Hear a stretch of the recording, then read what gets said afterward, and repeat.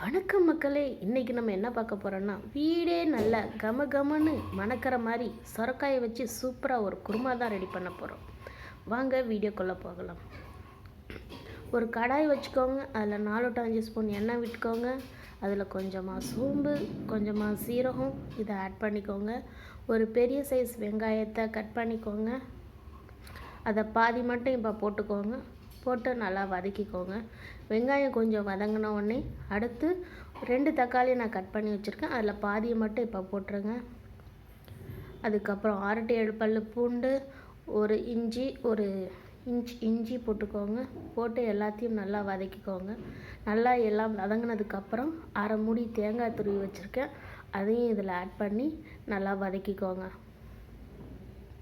எல்லாம் நல்லா வதங்கினோடனே சும்மா ஒரு 1/2 கைப்பிடி அளவுக்கு பொட்டுக்கல்லையை போட்டு அதையும் நல்லா இதோட அந்த ஸ்டவ்வை ஆஃப் பண்ணிவிட்டு அந்த ஹீட்டிலேயே வதக்கிக்கோங்க. வதக்கி ஆற வச்சு அதை ஒரு மிக்ஸி ஜாரில் மாற்றி அரைச்சி வச்சுக்கோங்க.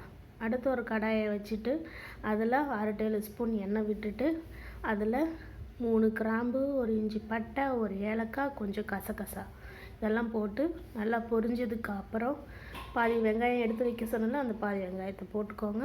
கொஞ்சமாக கருவேப்பிலை போட்டு நல்லா வதக்கிக்கோங்க.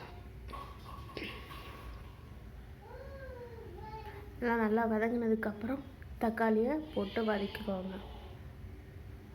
வதக்கினதுக்கப்புறம் கட் பண்ணியிருக்கிற சுரைக்காயை போட்டு அதையும் நல்லா வதக்கிக்கோங்க.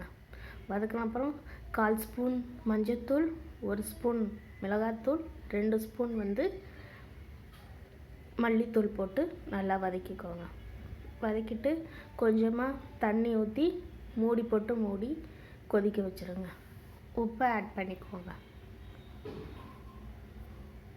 பாருங்கள், கொஞ்சம் நல்லா கொதிச்சிருச்சு. இதுக்கப்புறம் நம்ம என்ன பண்ண போகிறோம்னா, அரைச்சி வச்சுருக்க பேஸ்ட்டை அதில் போட போகிறோம்.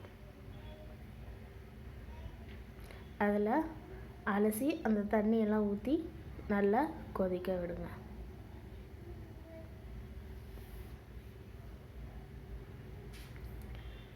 அதில் கொதிக்கிறதுக்கு முன்னாடி கொஞ்சமாக புதினா இலையை போட்டு மூடி போட்டு கொதிக்க விடுங்க. நல்லா கொதிச்சிருச்சு. இந்த ஸ்டேஜில் என்ன பண்ணுங்கன்னா, உங்கள்கிட்ட மட்டன் மசாலா இருந்துச்சுன்னா அது சும்மா ஒரு 1/2 ஸ்பூன் மட்டும் போட்டு நல்லா போட்டு கிண்டி விட்டுட்டு ஒரு 2 நிமிஷம் கொதிக்க விட்டுட்டு அதுக்கப்புறம் கொத்தமல்லி, கருவேப்பிலை போட்டு இறக்குனா சுவையான சொரக்காய் குருமா ரெடி. இதில் கொஞ்சமாக மட்டனோட எலும்பு போட்டு வச்சிங்கன்னா அவ்வளோ டேஸ்ட்டாக இருக்கும். Thank you friends. என்னோடய வீடியோ பிடிச்சிருந்துச்சுன்னா, இந்த ரெசிபி உங்களுக்கு பிடிச்சிருந்துச்சுன்னா என்னோடய சேனலை சப்ஸ்கிரைப் பண்ணுங்கள், லைக் பண்ணுங்கள், ஷேர் பண்ணுங்கள். தேங்க்ஸ் ஃபார் வாட்சிங். அடுத்து இன்னொரு வீடியோவில் பார்க்கலாம். பாய்.